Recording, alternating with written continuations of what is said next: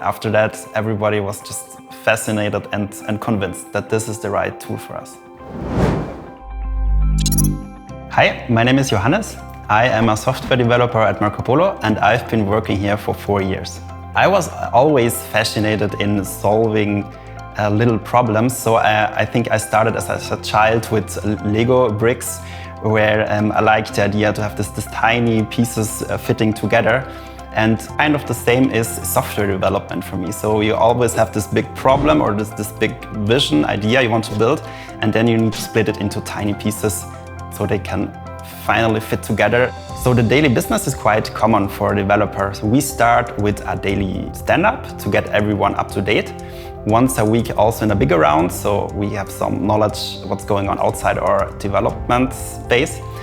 And then we're doing a quick monitoring check of all our systems. And finally, we can start coding.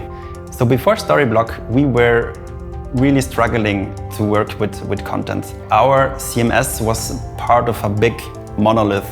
So you could see the CMS part was not their key feature. And when we built something, we always had to struggle with workarounds. So imagine you wanted to build a list with products and you wanted to override with a title or with a separate image. We had text boxes and we needed to put all this information within a text box. And we had a separator with a column, and it was just horrible to maintain, to refactor. Nobody liked it. So what we aimed for is switching from this big monolith into a state-of-the-art software, headless, API-based. So we needed also an API-based CMS, of course. So one big challenge was how to set up the structure.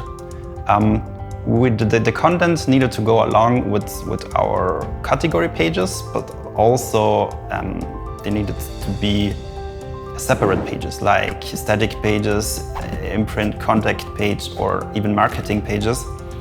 And setting up the structure with all the localizations in place was the first step of the implementation. So we tried out a new CMS, but it was already during the development phase, it was kind of limiting us in terms of features, in terms of flexibility. And so nobody was really happy with it. And I was then thinking to myself that there must be something out there. And then I did a little research and I found Storyblok.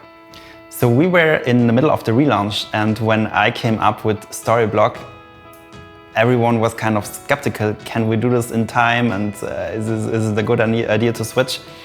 Fortunately, there is a free version, so I could start right away to build a prototype. 2 days later, everything was set up and running smoothly. After that, everybody was just fascinated and convinced that this is the right tool for us. Basically, we started with a greenfield. So we had a shop system, an API-based shop system in place, and we were building the whole front end from scratch. We are using Vue.js and Next.js for server-side rendering, and all the parts of the monolith we need to split. And so we have a shop system for catalog and products. We have a CRM in place.